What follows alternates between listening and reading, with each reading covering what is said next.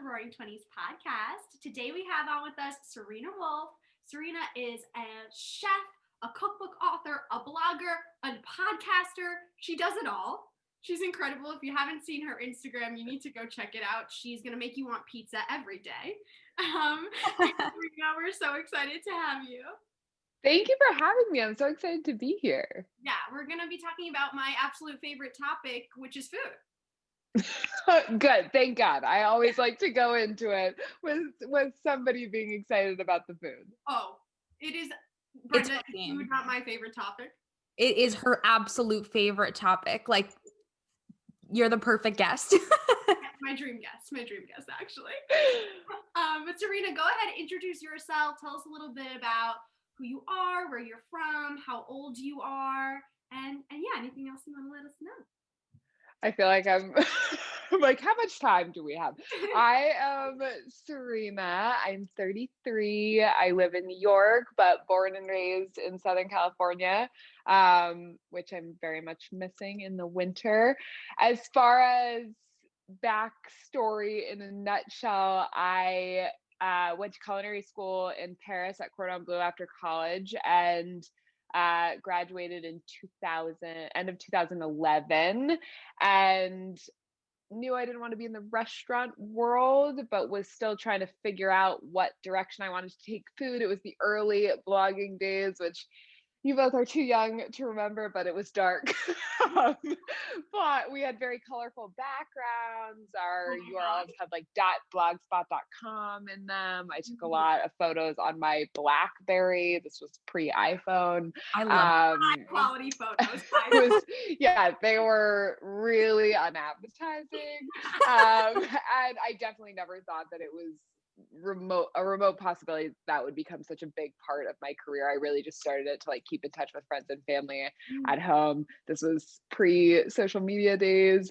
And when I got home, I was doing a mix of things, which is a trend that I've continued throughout the past decade. But I was, working on the blog, going to people's houses and teaching them how to make like really simple meals, like a quinoa and a piece of salmon, really, really basic stuff.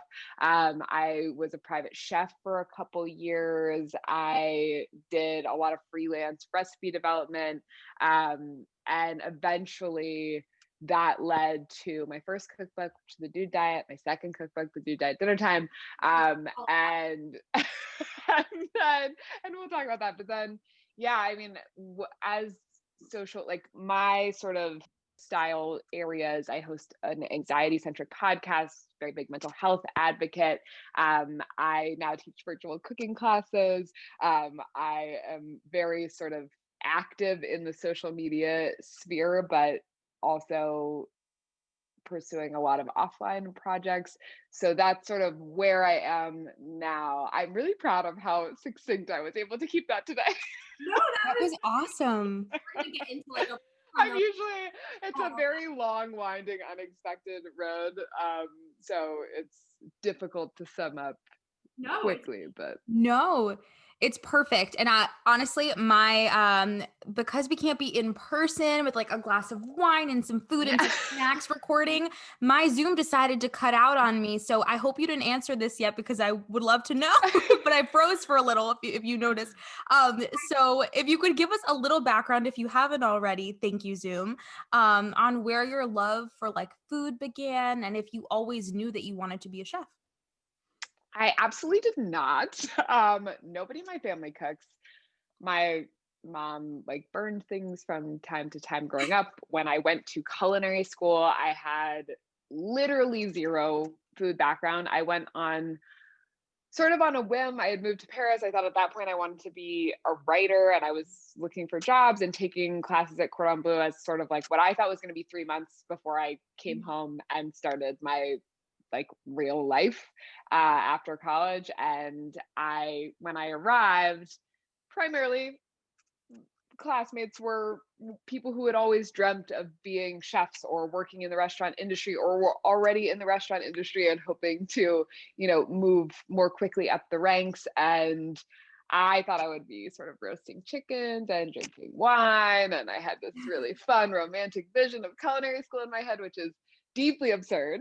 And anybody who has gone to culinary school knows that it is the polar opposite of that. It is a very rigorous and intense experience. But I basically thought a friend of mine had gone to Cordon Bleu and was like, you can do the basic program, you'll have this amazing life skill, you'll never regret it. And it's really there that I fell in love with food. I was a really picky eater growing up. It still seems wild and ridiculous to my close friends and family that I've now been in the food world for 10 years. And that this is my chosen profession, because there were no signs of this early on, given that I could make basically a grilled cheese and scrambled eggs at the start of culinary school. And I think what's really amazing though is because I had no background when I got to culinary school, I had no bad habits to break. So I was really learning every technique, every recipe from scratch. And I think I really was a sponge for that information. And I also recognized when the instructors did a really good job, and like how the way that certain instructors taught was easier for me to digest. So I think that that's really helped me communicate over the years via my blog, books, Instagram, and now classes, how to cook in a way that feels accessible, because I was the person who didn't know how to cook. And I think a lot of people who use my recipes aren't necessarily really, really experienced home cooks. So my goal from day one, when I started my pink blog back in 2011, was to make cooking feel less daunting and like fun and flexible, and that, sort of, if I can do it, you can do it, because that's the truth. Yeah. Oh my God. I love two things about that. And I know Brenda is like beaming right now, because Brenda's been wanting to learn how to cook, and Brenda feels like she can't cook at all. Yeah. So this is perfect for anybody. Perfect. Wants to know how to cook, and you can. Like they know how. Serena is your gal. Number one. And number two, I just love your story, because I feel like a lot of what our friends our age are coming up against right now is like not really knowing like what they want to do with their life, or feeling like they wanted one thing and that's not really working out, or they're being pulled somewhere else, and like it's really confusing, especially at like, we're 25 and it feels like, well, I should have it together by now, like I should know. And so I love that you went thinking you were going to be one thing, and you fell into this other thing, which obviously like was a hidden passion for you all along, because of how passionate you are about it now. Yeah. And I think that it's kind of, I actually, it's so wild that you just said that, because I was having a conversation with a friend earlier this week about the same thing. And I think that, we're slightly different generations, but I think younger generations are operating under this complete misconception that we are supposed to have our lives figured out, A, at any point, but B, in our 20s, and that it's supposed to come easily to us, and that also if we're not wildly successful in our 20s, then we're never going to make it. Most of our parents' generation, including my own, didn't really hit their stride until around 40. So I don't know why this generation, which is so obsessed with like 30 under 30 and people running, multi-million-dollar corporations and coming up with Facebook in college and all of these things, we put so much pressure on ourselves, and we're so young. And also we are going to live a very long time, and we are not going to retire at 60. No. So in my mind, we're going to retire, if we retire at all, 80, maybe 90. We got time for so many different careers. We could have endless careers. And I think what happens as we grow up is we develop different passions. Yeah. And I also don't think that your job has to be your passion. And I am somebody who can speak to the fact that I go through periods of burnout because I've turned something that I love into my job. And no job, I don't care what it looks like on the outside, is super, super fun all the time. Like I talk to my friends all the time, and like, because I'm self-employed, I do get to choose how I run my business. But at the same time, I would say I enjoy 20% of my job. Mm. That is up from roughly 5% in my early 20s. So You're saying this. I think it's really important to keep in mind that also it's a privilege to feel super passionate about your job. There are lots of people in the world. Some people live to work and some people work to live. Like, if you want to have a job that pays the bills and you're not remotely passionate about, cool. You can do all of your passions in, the hours that you're not working and be really happy and fulfilled. Like, we don't have to make our whole lives about our jobs. And I feel lucky that I do get to have so much fun in my job. But I just think that, especially with social media, we see the highs of everybody's job. We don't see, like, you don't want to watch me, following up on invoices and like BTS on Instagram. Yeah. No, that makes so much sense. And I feel like you're so right. I've actually never thought about it that way myself. It's like, what is it about this particular generation that wants the 30 under 30 or thinks we're supposed to have our dream job immediately? We think about it all the time. Like all the time. Yeah. And I think we think about maybe like very select few people that we know through someone else or someone we went to school with or whatever. And we're like, oh, well, this happened for them. And we just make all these assumptions and put pressure on ourselves. More than anything, we put so much pressure on ourselves, and we just gotta release it. We gotta release it, because the reality is everyone's figuring it out. And that's the biggest piece of really why we do what we do here on this podcast, and why we're so happy that you're a part of it, because the more people we connect with, the more we realize everybody, yay, is figuring it out. And things change. And like, we've been talking a lot about, Julia and I, like allowing ourselves to evolve. And like, if our vision is different now than it was a few months ago, years ago, whatever, it's going to continue to shift. And I feel like there's just not enough acceptance at really at any age with all of that. I couldn't agree more. And I think what's comforting is to hear people's stories where they talk about their failures, where they've talked about what was really motivating to them in the times when they were like, oh, like, have I taken an abrupt wrong turn in my career path? Which honestly, I feel like that all the time, but it's one of those things where I wrote a book proposal in early 2013, I think. And it was called Food That Doesn't Suck. And it totally sucked. It was very bad. And the recipes were terrible. And the idea was not that great to begin with. But I really thought that this was like my big break, so to speak, at 25, and I was like, this is it. Yeah. And it made it pretty far down the pipe in terms of meeting with publishers and all of this stuff. And then it didn't happen. And I was crushed. Like, I considered throwing in the towel on the whole food thing. And I was like, this was a weird thing for me to get into anyway. Maybe I should just, get a corporate job and forget about doing any of this stuff.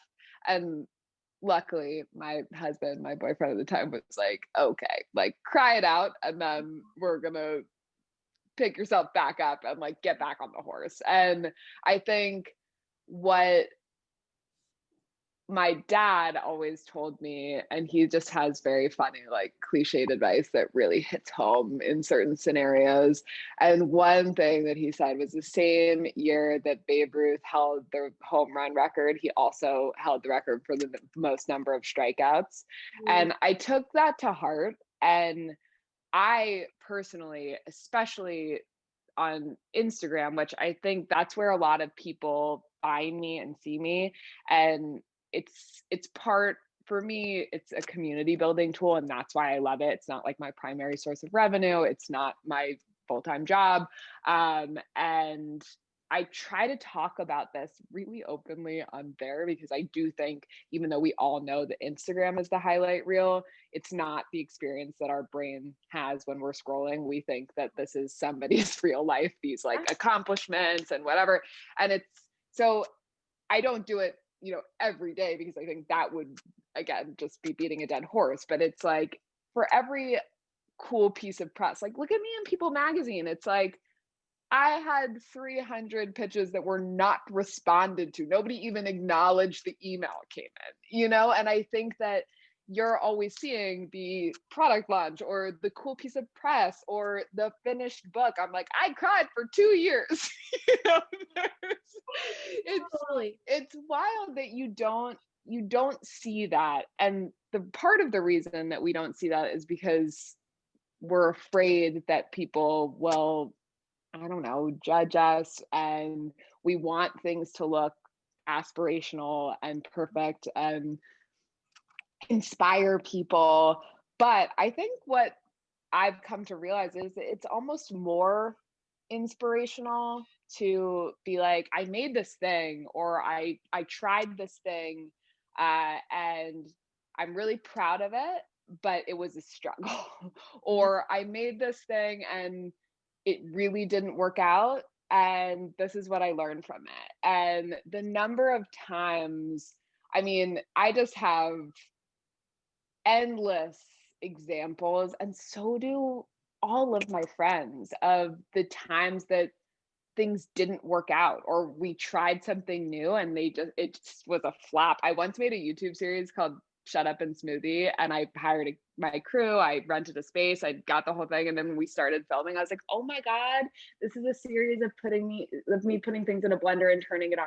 Like, what is wrong with me? This is the worst idea of all time. And we ended up just shooting it anyway, because I was like, I already paid for all of this. Yeah. And I was just like, the rest, like, now I'm just gonna give people the recipes and not even promote these videos because they're ridiculous. It's like, you just put the things in and you turn it on. And I was like, how did I not figure that out beforehand? But that's a very obvious example. But like, I've gone on so many over the years, like auditions, had screen tests of like shows that I was possibly going to co-host, and all of these things that they made it so far down the pipe and then they just died. They never happened. Something fell through. They went in another direction, whatever it was. And I just think, especially in creative spheres, I don't know anyone who doesn't also have this bucket of stories. Oh, yeah. And like, failure is part of the game. And I think that changing your mindset and looking at it as sort of like shameless experimentation without an expectation attached that this is your big break or this is your big thing, or we can have 20 big breaks. We can have, 20 different career paths. If you had told me a year ago that I would be teaching like a booming virtual cooking class business, I'd be like, are you insane? I don't even like teaching. Like, there's no... And now I love it. So normalize changing your mind too. I love that. I love that you mentioned the shameless experimentation.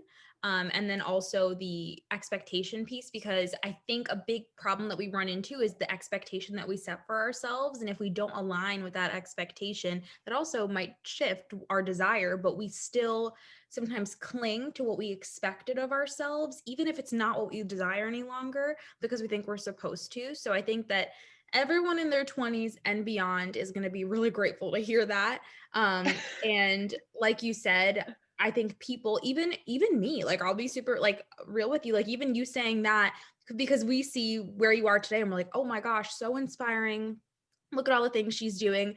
And I think we take a lot of things personally when we receive any sort of rejection. We just did a whole episode on rejection, and we take it as us not being enough or us not doing something right, when it really very much is something could not be meant for us. But you've given us so much wisdom, so we do want to learn a little bit more about your books.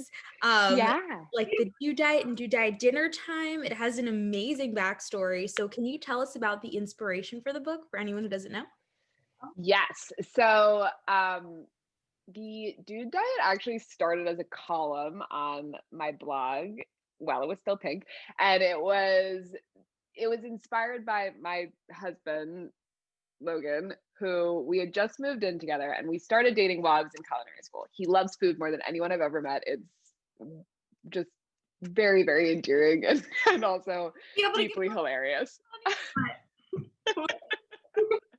He's ridiculous. But when we moved in together, because when we met, I was living in Paris and he was living in New York. So we dated long distance for 9 months. And I just figured when we saw each other, he was vacation eating. You know, I was like, oh, like he's just eating all these things because he's in Paris or I'm in town and we're celebrating, and he probably eats some healthy things on his own time, like a vegetable or something that's not fried. And then we moved in together and I was like, holy shit, like you do not eat any vegetables like ever or anything that's remotely nutritious.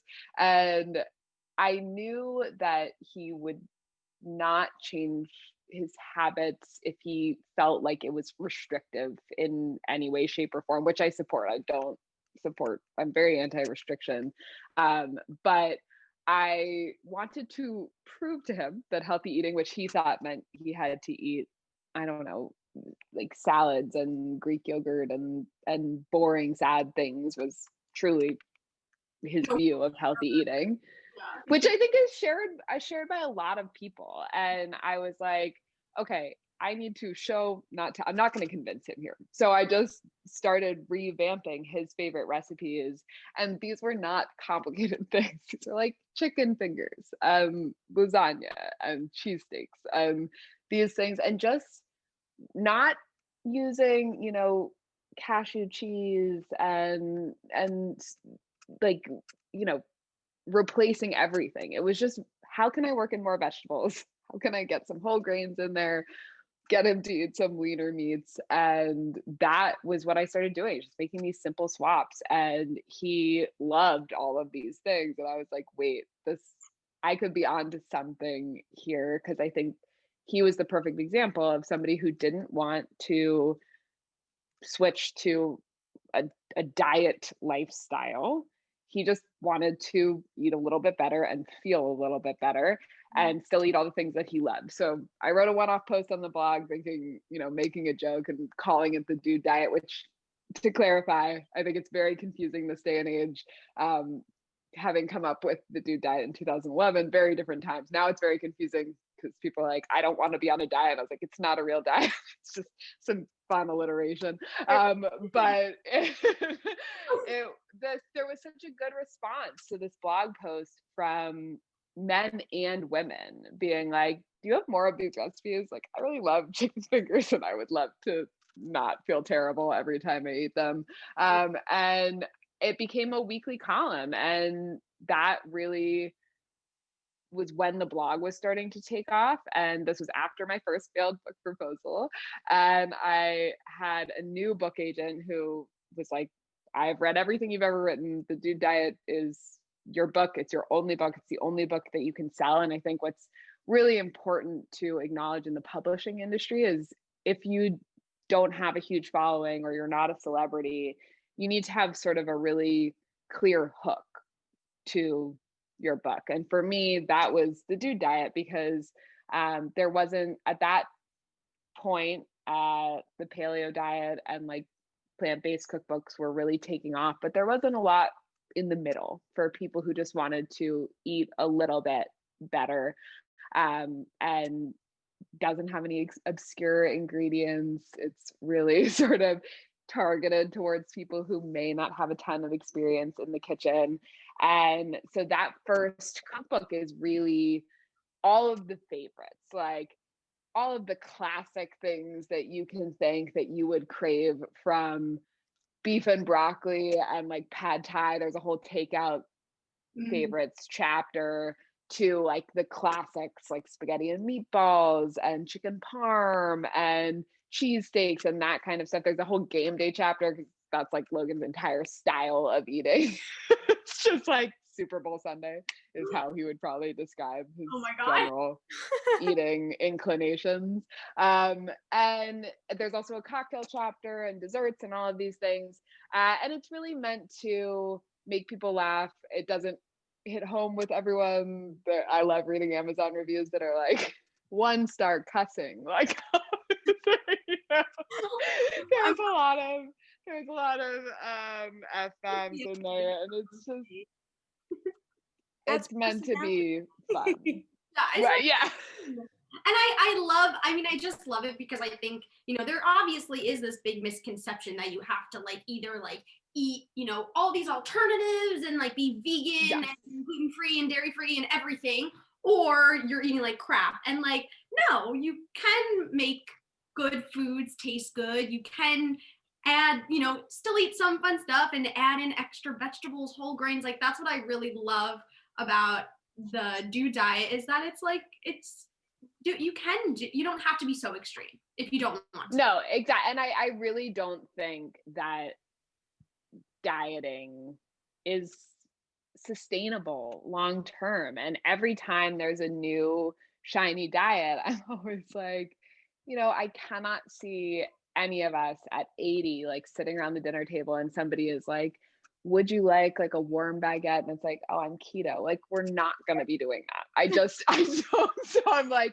let's set ourselves up for health long term by eating things that make us feel great. And then also eating a whole pizza if you feel like it sometimes, or having, your like a Tuesday cocktail, do whatever it is that you can actually sustain long term. And I'm a big fan of just adding things in versus taking things away. So I'm like, focus on getting more vegetables and more water and more whole grains and stuff into your day. And and then if you want to have whatever else it is in the day as well, at least you're doing something good. And you'll start. I think what was great about Logan is he started eating this way and then kind of became obsessed with it because he had been eating so badly for so long. He just thought like his baseline of feeling like not great all the time was normal. And so when he started to have more energy and sleep better and stop snoring so much and all those things, he was like, a vegetable can do this? I know, he was like, oh, like I feel great. And it really shifted his whole perspective. And I think like that is the best part, is feeling good after a meal versus feeling like you need to take your pants down and like lie on get horizontal as quickly as possible. And that still happens to all of us, but hopefully less often now. Absolutely. And I think like I always kind of say this because like I do love vegetables. I'm also such a foodie, but I'm like, the more that you like eat them, like you want them more because they feel good. Totally. You can have those and the other things. Like I just really ascribe to that way of thinking as well. So I love that. And you notice too, it's like over the holidays and stuff, like every year I like aspire to make a transition into like a human wheel of cheese. And by January 1st, I'm not like punishing myself at all. I'm like, wow, I would love a salad right now. Like I don't even want to see another wheel of cheese. Wheel of cheese. No, yeah. I lived in Italy for a little while and like I was eating so much pasta and pizza and wine. And like at one point I was like roaming the streets. I was like, salad? Anybody, can someone give me a salad? Totally. You crave it. You literally start to crave greens. So yeah, and then that ended up being the Dude diet just resonated with a lot of people when it came out, mostly women and honestly a lot of families, because children's palates shockingly also love these foods. And so that spawned the sequel, which I had all these fun ideas for the sequel. And at the end of the day, most of the feedback I got was just like, I really need more dinner ideas. And then I pitched my editor a bunch of ideas that were super creative. And I had all these spins I was going to put on things. I was like, or do diet dinner time. And she's like, that one. And so I think what happened is that most people, sure, we all love to make a fun dessert or a weekend brunch or whatever, but the meal that most of us are cooking most often is dinner. And so having inspiration for that is really helpful. So the book, instead of being broken down into the traditional, like breakfast, lunch, dinner, sides, etc., is different types of dinner. So there's like one pot meals, burgers and sandwiches. There's a fish chapter and a meat chapter and a side chapter so that you can mix and match, and casseroles and things like that. So that ended up coming out last fall, which feels like 20 years ago. And here we are today. I mean, in 2021. And I don't really know. I think like for me, I always thought on the subject of changing your mind and having different goals, like I always saw there being 10 different Dude Diet books and fast casual franchise and all these things. And I'm like, look, like while I personally love this food, and I think a lot of people do, I think the landscape of the world now, it's really hard to have a book called The Dude Diet out there. It's mistaken for like a gendered eating thing or a diet or whatever, and not everybody's willing to listen to me explain it, you know. So I think that although these books are continuing to sell and I will always continue to cook from them, talk about them, share them, teach them, I, you know, had a tough conversation with like my agents and my editor and stuff. And it's like, I kind of like the Dude Diet's kind of over now. And we need to move on to the next phase of what is Serena Wolf doing next. And that, while that first conversation, which was like, oh my God, it makes you want to like go hide in the closet and cry and be like, I put 7 years into this and I thought that this was it. And and now I've kind of had a full circle. Like I've had time to digest that and be like, wow, okay, that was a really cool life phase. And I don't know necessarily what the next book is, and I'm doing other things, so I don't necessarily need to do another book immediately. But just like I didn't know that I was going to write The Dude Diet, you know, when my agent told me that was my book, I think I'm better at keeping the faith that I'm like, an opportunity will present itself or your brain will give you another idea at some point. And in the meantime, keep doing other things that excite you and that are inspiring, and maybe it will hasten that idea's arrival. That's so beautiful. I think that's like the perfect mindset. As opposed to being like, why am I not, why didn't I come up with my next big step tomorrow? Like all these things, we waste so much energy on that as opposed to enjoying. And I love that you said exactly that you said to enjoy your life, enjoy what you're doing now. And it's going to happen. It's going to come along the way, because it's like so much more likely for us to find the next thing that brings us more excitement if we're in a positive state, as opposed to if we're in the complete opposite. So that was perfectly said. And I also love the whole, you said it a little bit ago, but about really embracing and not going towards like this extreme restriction and adding things in, and also just like finding a balance between things that you actually like to eat and just like tweaking a little bit in there. Definitely relevant for me. Speaking of, for a young woman that hasn't really ever cooked before, what advice would you give her to start off? So like any basics they may need other than your incredible cookbook. So this is like, first of all, my favorite thing to talk about. So I'm going to try and keep it tight here. I really think that you want to focus on building a pantry. And when I say pantry, I use that term loosely. For like 5 years, my pantry was a giant plastic bin underneath my like entry table. So whatever you got. But I think having basics on hand is going to make whipping up a meal at night or a lunch, if you're working from home or whatever, feel less annoying and intimidating, especially if you don't love to cook. So, for example, if you want to make something and you have to go to the store and get 12 ingredients, no, you're unlikely to want to do it. However, if every time you go to the market now, think about picking up 2 or 3 things that you can keep in the pantry, whether that's, a bag of brown rice or quinoa, 1 more spice, 1 type of oil, because you'll be surprised after a few grocery trips, you have a pretty well stocked pantry of things that you can work with. So I'm always like whole grains, whole grains, spices, canned tomatoes and beans, couple oils and vinegars, like some nuts, if you like nuts, and like things, dried fruit that you can like add to things, salad toppers, whole grains, etc. And then once that's stocked, eventually when you go to the store, you're really either replacing something that you've gone through and you're just buying produce and your proteins. So like if you want to make a recipe, you're probably just going to have to go pick up like, a piece of salmon and maybe some broccoli or green beans or whatever, because you're already going to have soy sauce. You're already going to have, a simple spice rub that you can whip up in your pantry. And so that's my biggest thing. You also don't need a ton of cookware or like fancy. I always see people buying sets of things and I'm like, we don't need sets. We don't need sets.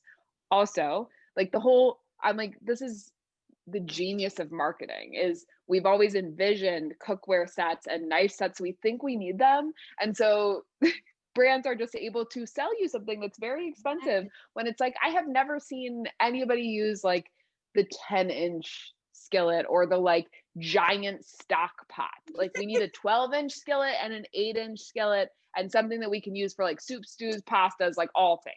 And that's it. We need 2 knives, chef's knife and a serrated knife. Everybody's like, and a paring knife. I'm like, when was the last time you picked up your paring knife? Like, are you segmenting citrus? Like, I doubt it. If you are, kudos. I love that. But like, we don't need all of those things. So it's a waste of money. And it's also like, I feel like most of us, especially living in cities, we do not have the counter space. So I'm like, unless you're a baker, you do not need a KitchenAid. Like, unless you are, whipping up super fancy things on a regular, like things like I'm trying to think of the things that take up the most space on your countertop. I'm like, you really just, the only appliances that I have on my countertop that I really think you need is like a blender that you can use for pretty much everything. But you really just don't need a lot of stuff. So I think people get overwhelmed because they'll see something, they're like, ooh, I don't have that pan, or I don't have, these ingredients or whatever. Seek out simple recipe sources. You can do amazing things with like also with 5 ingredients. Things don't need to be fancy. Like I love vegetables with olive oil, salt, and pepper. Like I really do. They taste great. It's really not everything needs to be an undertaking. And once you master like 5 things, like making a stir fry, you can make a stir fry with anything. It's like, it's really getting over that hurdle. Once you learn how to cook a piece of chicken, a piece of fish, if you eat those things, you can season them 20 different ways. Like it's really just learning a handful of basics and building that confidence and then being flexible and experimenting. Like we said, it's like, sometimes it's not going to be great, but like the worst thing that happens is like your dinner's not that great one night. Like just try it. And then, for the future, maybe you tried something and it was amazing and then you do it again and maybe it was terrible and you're like, oh, note to self, let's not do that one. I love that. And I feel like with like about the fancy appliances and whatnot, it's kind of like that same mentality that I think we use for a lot of things in our life of like I'll do this when, Yes.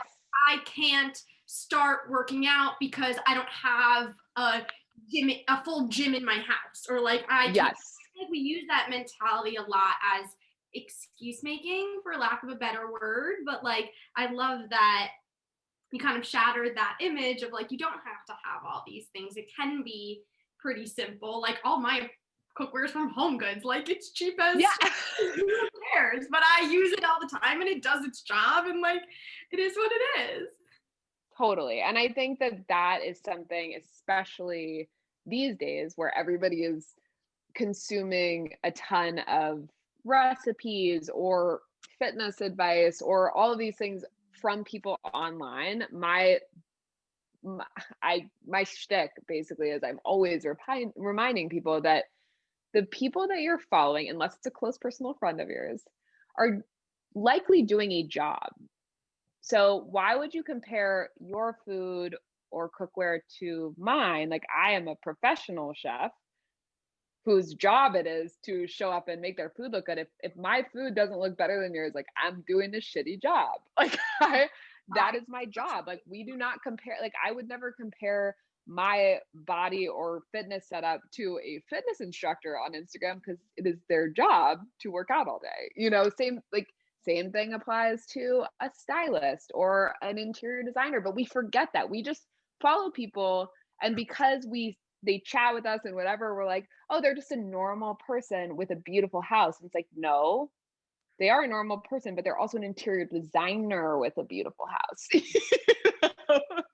And that's where, like, consider if they're selling you something, consider if they're an expert in whatever field it is. And why would we expect ourselves to be comparable to experts in 20 different fields. And it's also kind of like, when you really think about it, it's kind of insulting to the expert for you to think that you should be as good as they are at their job.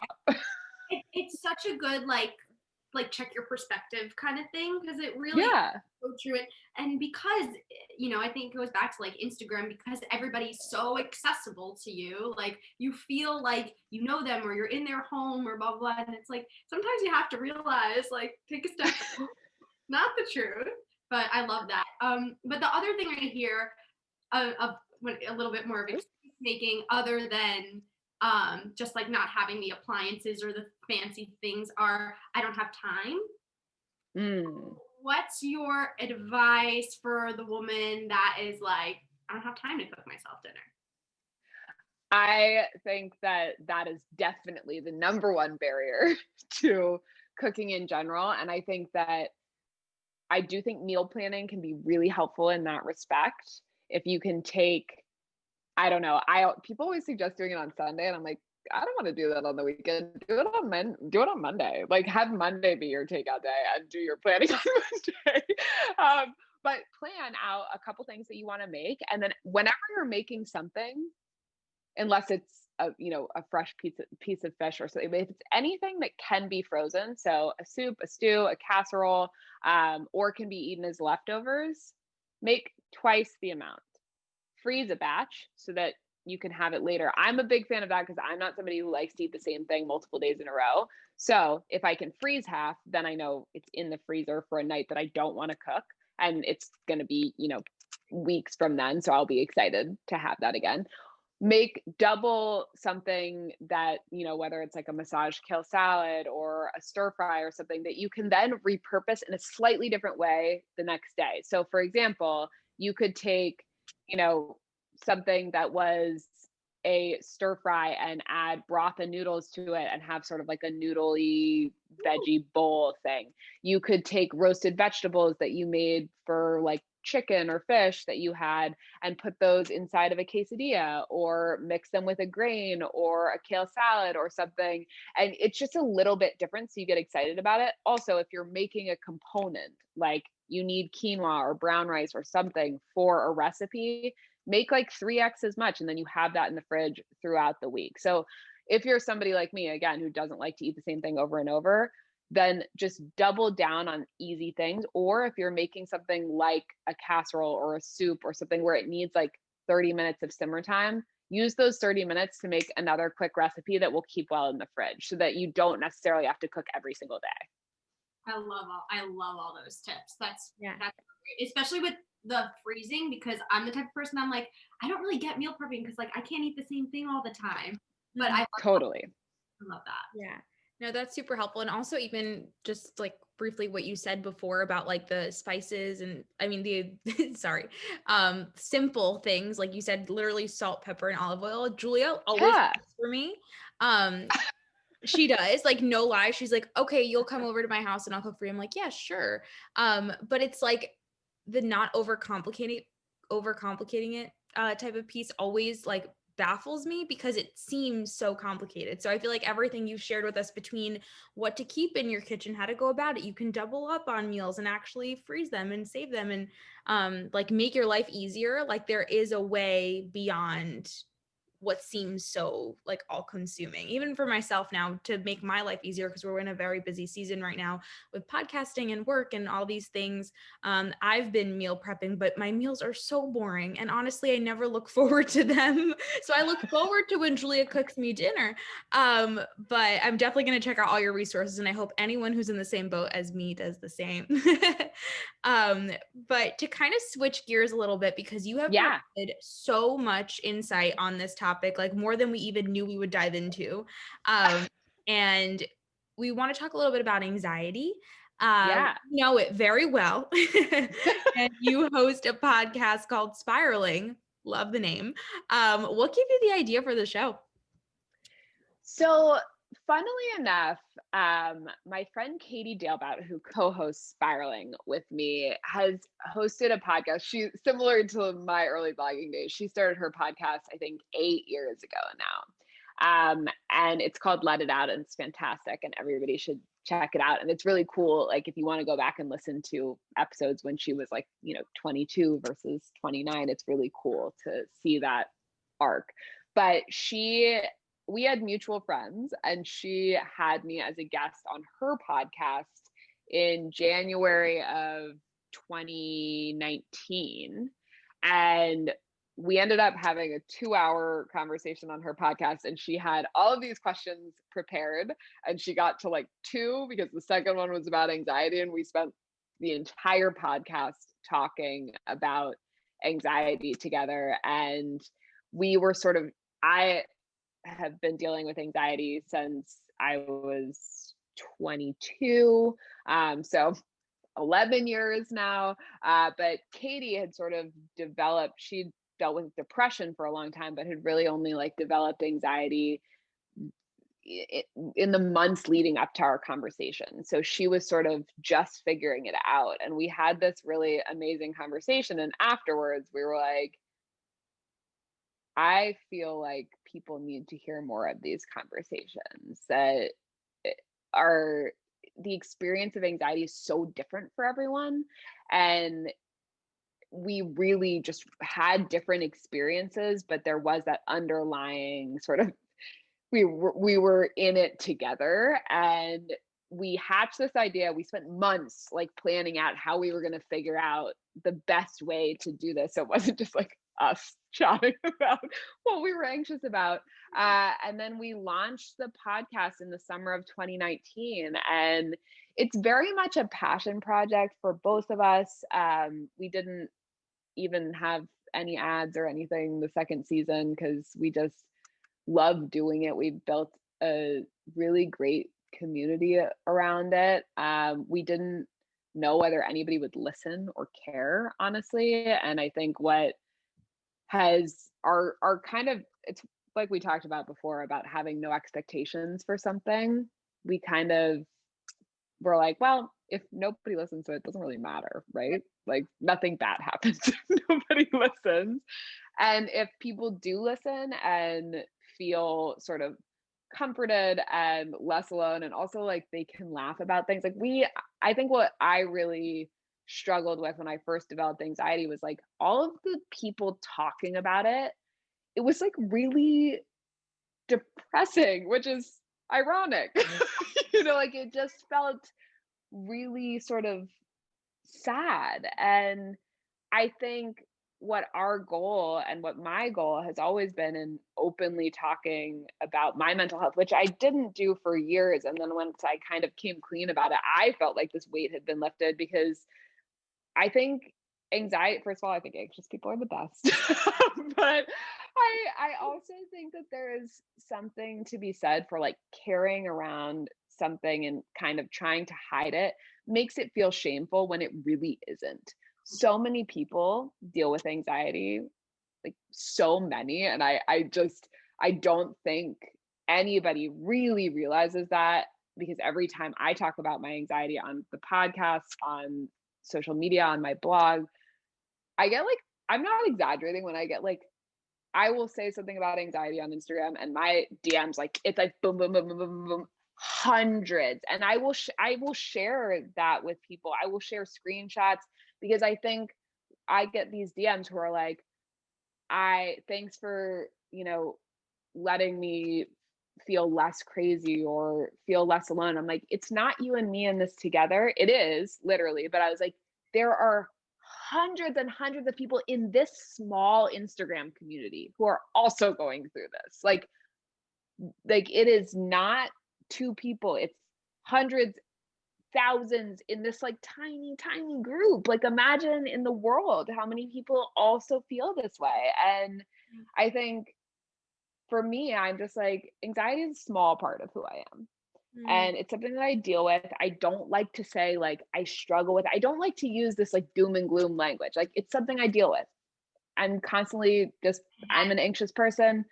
It's something I have to manage, but it doesn't like define who I am by any stretch of the imagination. And also, it does not preclude me from having a really full, happy, successful life. Like we can be anxious and happy, anxious Mhm. and successful, anxious and fulfilled. And like, I think the and's left out. It's like you're either anxious or you're not anxious and you're a functioning human. Like you can be both. Like you can, it's just, I just think that there's an unfortunate misconception that like to be diagnosed with a mental health issue of any kind is sort of a stamp of like you are damaged or broken or wounded and you cannot have all of the things that you want, because you absolutely can.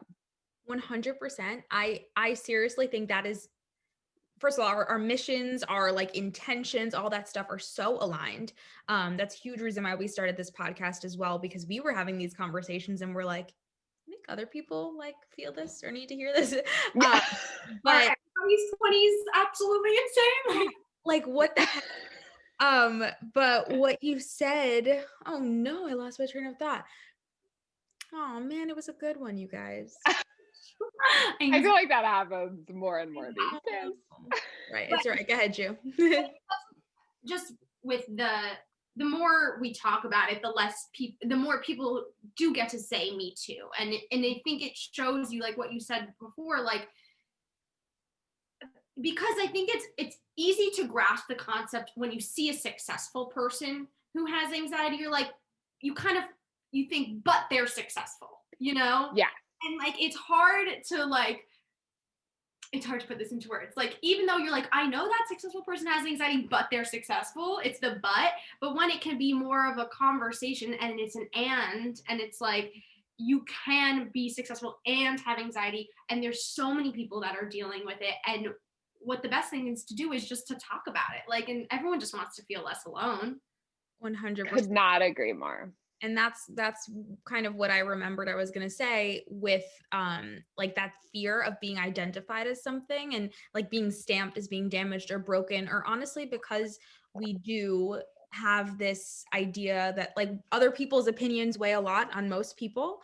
And I think that we find more and more that if people share so openly, then people are going to define them as someone that struggled with X, that struggled with this, struggled with that. And I think we're afraid of people's perspectives of us shifting. And honestly, also sometimes even if you haven't fully acknowledged where you are, that labeling is a powerful thing, and only seeing ourselves as that and not beyond. But I love that you really share that these things can coexist. Like you don't have to identify as someone who struggles with anxiety, even to saying the word struggles. Love that you said deal with it. And that's it. And like that's the end of your story somehow, that it doesn't have to be that way.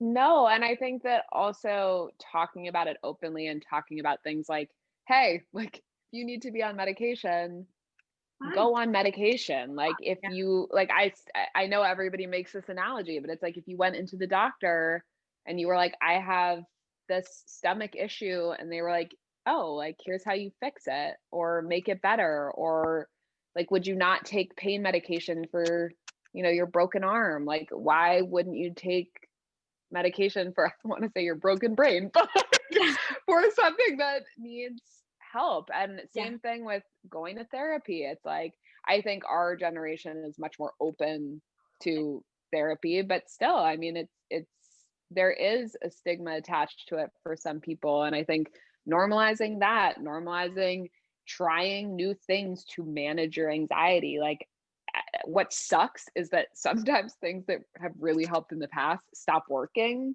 So like I have taken different supplements over the years. I have, failed to meditate, like things like that. But I have found things, like I found, for me, consistent exercise, which I used to think meant I had to like go to the gym for an hour every day. It's like, for me, like doing like 10 minutes of yoga, it's fine. Like that's enough movement. Like, but I need to like actually move every day, whether or take a walk around my neighborhood, whatever it is. Like I have to just get a little bit of movement in.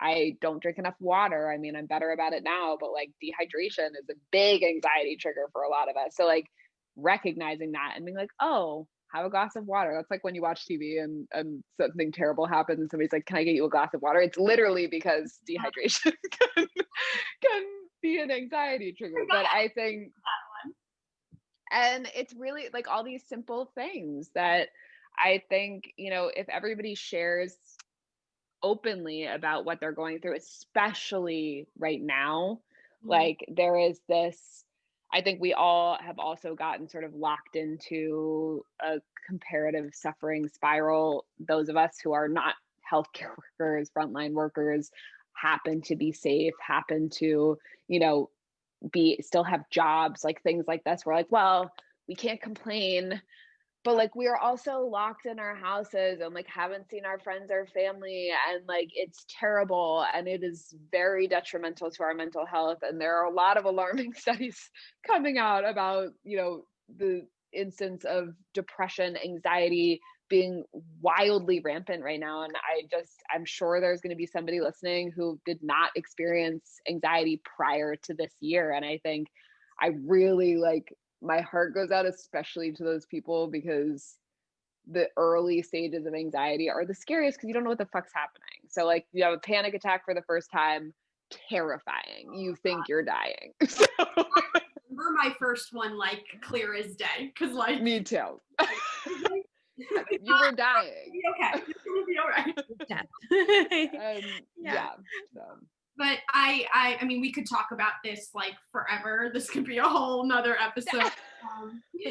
We really could. But we just have a couple more questions for you before we let you.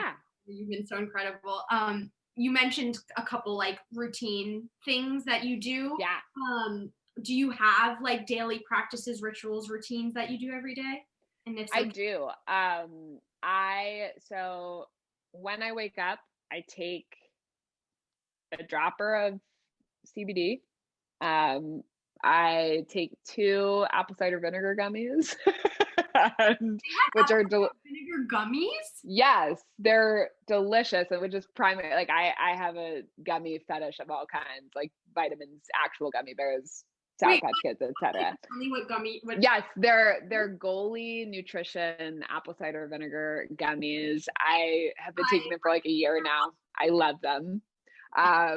So I take 2 of those, a dropper of my CBD oil, and then I typically do a like 15 to 30 minute Melissa Wood health workout. She does like hybrid yoga and Pilates workouts. I love them because they're like short but very effective. And then if I have time, I will put my legs up the wall for like 5 minutes, which is like really calming for the nervous system. It's a great stretch. It helps with circulation. It feels really good. And like, I also just like routine. So I do that. And then I get ready for the day. But I also some people don't consider this routine, but I do. Like I do like a not wildly extensive, but extensive like morning and evening skincare routine. And like for me, that I think if you don't like it, don't do it. But for me, like that nighttime skincare thing that takes like 10 minutes is very relaxing. Like I have my different steps. I have my double cleanse and my serums, and I like kind of massage my face a bit. And it's just like, I like that. And so that's sort of my evening routine. But yeah, those like help. And then I also try, I think pre-pandemic, I had more sort of rituals, so to speak, that were not in my own home. So, so for now, that's pretty much all I got. No, incredible. My skincare nighttime routine is my favorite part of the day. Like it's so nice. Wine loves it. Yeah, I love it. Because I feel like if I didn't do that, I'd be like, my brain like wouldn't know to like shut down yet. Like, yes, like end of day, we're going to bed now.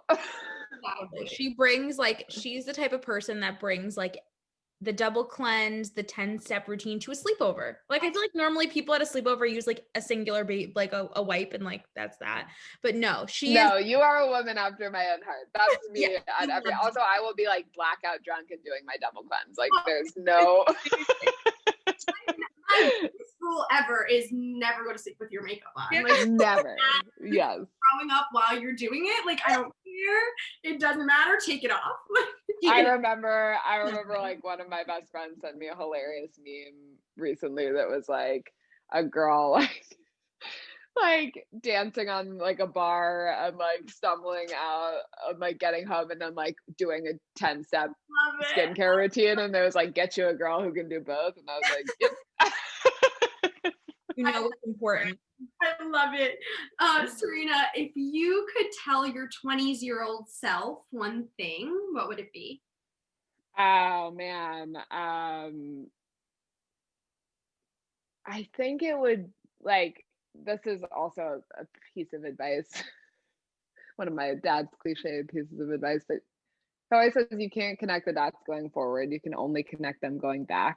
So I think the moral in that is like essentially relax. Like you cannot plan your entire future, no matter how hard you try. You don't know what's coming. So I think the stuff that we talked about earlier about enjoying what you're doing now and setting yourself up for future success is different than like plotting it out and insisting that you follow a rigid schedule and timeline of achieving specific goals, because your goals can change. And so I think it would probably, be more flexible, relax. I love that. We all need to hear the simple relax because it's not that simple. Seriously. Yes. And our last question for you is, where can people find you? So your Instagram, if they want to work with you or get your book, anything you want to share. You can find me on Instagram at Serena G. Wolf. My blog is domesticate-me.com. The Dude Diet and the Dude Diet Dinner Time are available wherever books are sold. And then for classes and things like that, if you go to domesticate-me.com, there's tabs and you'll be able to find everything. Amazing. I will link it all in the show notes. Serena, thank you. Thank you so much. This was so fun. Thank you guys. This was such a nice way to end the day. It really was. We all needed it. Yeah. Yeah. Bye, everybody. Bye, everyone. Bye.